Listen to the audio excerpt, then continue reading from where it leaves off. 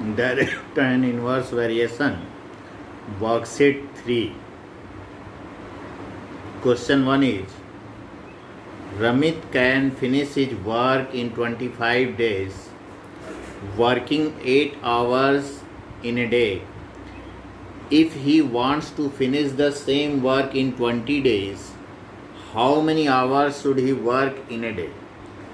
देखिए पहले हमको क्वेश्चन समझना होगा क्वेश्चन में कह क्या रहा है। देखिए कह रहा है कि Ramit can finish his work in 25 days, working 8 hours a day. अगर वो 8 आवर्स एक दिन में काम करता है तो अपने काम को वो 25 डेज में कंप्लीट कर लेता है। अब कह रहा है कि the same work he wants to complete in 20 days. अब वो चाह रहा है कि 20 डेज में उसका काम जो है कंप्लीट हो जाए, तो उसे एक दिन में कितने घंटे काम करना होगा। तो देखिए यहाँ पे दो चीज़ें हैं, वर्किंग आवर्स और नंबर ऑफ डेज। अगर वो 8 आवर्स वर्क कर रहा है तो 25 डेज लग रहे हैं। तो अब 20 डेज लगे तब कितना आवर वर्क करेगा, ये हम मान लिए, ये बॉक्स बना लिए। तो अब देखिए यहाँ पे कौन सा वेरिएशन है ये पहचानना है। तो वेरिएशन पहचानने के लिए हम आपको बता चुके हैं कि डायरेक्ट वेरिएशन है कि इन्वर्स वेरिएशन है। If both quantities are increases are decreases there is direct variation. If one quantity increases with respect to other quantity decrease there is inverse variation. तो यहाँ देखिए नंबर ऑफ डेज डिक्रीज कर रहा है, तो अगर हम कम दिन में काम कंप्लीट करना चाहेंगे तो ज़्यादा घंटे काम करना होगा। टाइम बढ़ रहा है तो एक डिक्रीज हो रहा है, दूसरा इंक्रीज हो रहा है, तो क्लियर है यहाँ पे इन्वर्स वेरिएशन।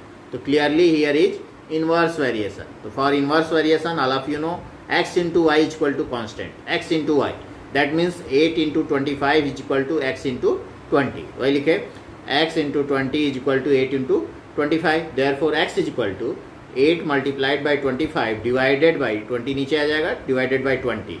अब देखिए 4 से कैंसिल किए, 4 2 जा 8, 4 5 जा 20, फिर 5 5 जा 25, तो 5 2 जा 10 hours. That means he should work 10 hours in a day so that his work completed in 20 days. Now question number 2, Udit can complete his work in 10 days. What amount of work will be completed in 8 days? देखिए कह रहा है यहाँ पे दो चीज़ें यहाँ भी हैं, बॉक्स बना लें, number of days and part of work. 10 days में होल वर्क कंप्लीट हो रहा है, मतलब one work. In 10 days he completed one work. In 8 days how many work can be completed. तो देखिए कोई भी आदमी अगर 10 दिन में 10 डेज में वो पूरा काम कर लेता है तो 8 डेज में कुछ पार्ट कर पाएगा, मतलब कम काम कर पाएगा। दिन भी यहाँ डिक्रीज हो रहा है और काम भी कम हो रहा है, तो both quantities are decreased. Clearly here is direct variation. तो for direct variation x by Y is equal to constant, means 10 by 1 is equal to 8 by X. तो 10 by 1 is equal to 8 by X, cross multiply किए तो 10 into x is equal to 1 into 8 और x is equal to 8 by 10। तो 2 से cancel किए, 2 4 जा 10, 2 4 जा 8 and 2 5 जा 10। तो that comes out 4 by 5। So 4 by 5 work will be completed in 8 days. 8 days में 4/5 वर्क जो है कंप्लीट हो पाएगा। Question number 3, 20 men can build a wall in 9 days, then how long would it take 12 men to build the same wall? तो यहाँ पे देखिए number of men और number of days, number of men और number of days, ये box बनाए। 20 men हैं तो 9 डेज लगता है वॉल कंप्लीट होने में। अब 12 men अगर हैं तो कितना दिन लगेगा। तो यहाँ देखिए 12, जब 20 मैन है तो 9 डेज में जो है वॉल कंप्लीट हो जाता है। अब 12 मैन ही है तो ज़्यादा दिन लगेगा उस वॉल को बनने में। तो इसका मतलब जो है नंबर ऑफ मैन कम हुए, नंबर ऑफ डेज इंक्रीज हो रहा है, तो एक क्वांटिटी डिक्रीज, दूसरा इंक्रीज। तो clearly here is inverse variation. तो here is inverse variation. For inverse variation x into Y is equal to constant, means 12 into x is equal to 20 into 9, दोनों का मल्टीप्लाई फॉर्म में लिख देंगे। So x is equal to 20 into 9 divided by 12, 4 से cancel किए, 4 5 जा 20, 4 3 जा 12, फिर 3 3 जा 9, तो 3 5 जा 15 days. So answer is 12 men build the same wall in 15 days. Now question number 4. Geetika weaves 20 basket in 30 days. In how many days she will weave 120 baskets? देखिए number of baskets and number of days. तो 20 baskets weave in 30 days, तो 120 basket x days में हम मान लिए बनाएगी. तो clearly है कि अगर 20 बास्केट बनाने में 30 डेज लगते हैं तो 120 बनाने में ज़्यादा दिन लगेगा. तो clearly here is direct variation. तो for direct variation 20 by 30 is equal to 120 by X, cross multiply किए तो 20 into x is equal to 120 into 30, cross multiply हो गया. Therefore X is equal to 120 into 30 divided by 20. 0 0 cancel, 2 6 जा 12, तो 6 into 30 तो आ गया 180 days. So Geetika will weave 120 basket in 120 days. Question number 5. A train 280 meter long is running at a speed of 42 km per hour. How much time will it take to pass a man standing on a platform? देखिए जब भी speed दिया हो kilometre per our में तो सबसे पहला काम हम जो है उसको मीटर पर सेकंड में कन्वर्ट कर लेंगे. क्योंकि मीटर पर सेकंड में इसलिए कन्वर्ट करेंगे क्योंकि जो हमारा जो लेंथ ऑफ ट्रेन होगा या प्लेटफॉर्म का जो लेंथ होगा वो हमेशा मीटर में होगा, किलोमीटर में नहीं होगा. तो बेटर है कि हम उसको किलोमीटर पर आवर को पहला काम जो है मीटर पर सेकंड में कन्वर्ट करें. इसके लिए हम 5/18 से मल्टीप्लाई करते हैं. याद रखें किलोमीटर पर आवर को मीटर पर सेकंड में कन्वर्ट करने के लिए 5/18, नहीं तो 1000/3600. इसको सिंप्लीफाई करते हैं तो वही आता है 5/18. तो वही किए हम. Speed equal to 42 kilometre per hour. तो 42 इंटू 1000/3600, 0 0 कैंसिल और 2 5 जा 10, 2 18 जा 16, मतलब 5/18. तो आप डायरेक्ट 5/18 से मल्टीप्लाई कर सकते हैं. तो 42 मल्टीप्लाइड बाई 5/18, तो 6 7 जा 42, 6 3 जा 80. तो अब आ गया 7 5 जा 35/3 मीटर पर सेकेंड. ये स्पीड हो गया 35/3 मीटर पर सेकेंड. इसका मतलब क्या हुआ, एक सेकेंड में 35/3 मीटर जो है डिस्टेंस कवर होता है. तो वही चीज़ हम यहाँ पे अब जो है टाइम निकालना है. तो डिस्टेंस और टाइम, तो 35/3 मीटर 1 सेकेंड में कंप्लीट होता है. तो हमें जो है मैन को पार करना है. तो ट्रेन जो है मैन को पार करने में जो उसका ट्रेन का लेंथ होगा वही डिस्टेंस कवर करेगा. तो ये ध्यान रखना, जब भी मैन को पार करना हो, पोल को पार करना हो, तब हम केवल ट्रेन का डिस्टेंस लेते हैं. प्लेटफॉर्म को पार करना हो, ब्रिज को पार करना हो, तो दोनों का डिस्टेंस ऐड हो जाता है, तब हमारा टोटल डिस्टेंस आता है. तो यहाँ पे डिस्टेंस केवल होगा 280 मीटर. तो 280 मीटर पार करने में पार करने में हम मान लिए x सेकेंड लगता है. तो क्लियरली है कि 35/3 मीटर में 1 सेकेंड लगता है. तो 280 मीटर में ज़्यादा डिस्टेंस है तो ज़्यादा समय लगेगा. तो हियर इज डायरेक्ट वेरिएशन. तो for direct variation x/y is equal to constant. तो 35/3/1 इज इक्वल टू 280/x. देखिए दोनों लिखे तो क्रॉस मल्टीप्लाई कर लिए. तो 35/3 into x is equal to 280 into 1. Therefore x is equal to 280 multiplied by 3 ऊपर चला गया, 35 नीचे आ गया. तो मल्टीप्लाइड बाई 3/35. तो 7 से कैंसिल किए, 7 5 जा 35, 7 4 जा तो 40 आ गया है, 740 जा. अब 5 8 जा तो 8 आ गया. 8 इंटू 3 24 सेकेंड. तो 24 सेकेंड लगेगा. आंसर हो गया 24 second. Now next question is question number 6. A train 350 meter long crosses an electric pole in 28 seconds. Find the speed of the train in kilometer per hour. देखिए 350 metre और 28 second में पार करता है. तो distance जो है देखिए पोल को क्रॉस करना है, मतलब लेंथ ऑफ ट्रेन ही हमारा डिस्टेंस हुआ. तो distance is equal to 350 metre and time is equal to 28 second. तो स्पीड इज इक्वल टू हम जानते हैं डिस्टेंस बाई टाइम. डिस्टेंस है 350 मीटर बाई 28 सेकेंड.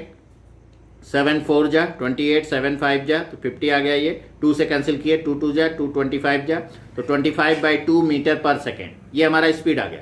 लेकिन कह रहा है किलोमीटर पर आवर में. तो किलोमीटर पर आवर में बदलने के लिए मीटर पर सेकेंड को हम 1000 बाई 3600 करते थे मीटर पर सेकेंड में बदलने के लिए। तब इसी का उल्टा 3600 बाई 1000 करेंगे, मीन्स 18/5 से मल्टीप्लाई करेंगे। तो ऐसे 18/5 से करें, नहीं तो 3600 बाई 1000 उससे मल्टीप्लाई किए, किलोमीटर पर आवर में आ गया। 0 0 कैंसिल ये कर दिए, 2 5 जा 2 18 जा, फिर 5 5 जा 25 और 2 से इसको कैंसिल किए तो 9 आ गया। 9 5 जा 45 kilometre per hour. Speed of train आ गया 45 kilometre per hour. Next question, question number 7 is a train 150 metre long is running at 72 kilometre per hour, it crosses a bridge in 13 second, find the length of the bridge. तो सबसे पहले हम देखिए speed दिया है kilometre per our में, तो metre per second में बदल लें। तो speed equal to 72 kilometre per hour, that equal to 72 multiplied by 5/18 metre per second. तो 18 4 जा मीन्स 4 × 5 20 मीटर पर सेकेंड, ये स्पीड आ गया। तो इसका मतलब क्या हो गया, डिस्टेंस और टाइम। तो 20 मीटर 1 सेकेंड में जाता है, तो अब हमें जो है 13 सेकेंड में कितना जाएगा, तो 13 सेकेंड में ज़्यादा जाएगा क्योंकि टाइम इंक्रीज हो रहा है तो डिस्टेंस भी इंक्रीज होगा। तो डायरेक्ट वेरिएशन हुआ, तो 20/1 equal to x/13, cross multiply कर लिए तो x × 1 equal to 20 × 13, therefore x equal to 20 × 13 260 metre. तो टोटल डिस्टेंस 13 सेकेंड में 216 मीटर चलेगा। और हम बताए थे कि ब्रिज को पार करना है तो ट्रेन का लेंथ और ब्रिज का लेंथ दोनों जो है टोटल डिस्टेंस में आएगा।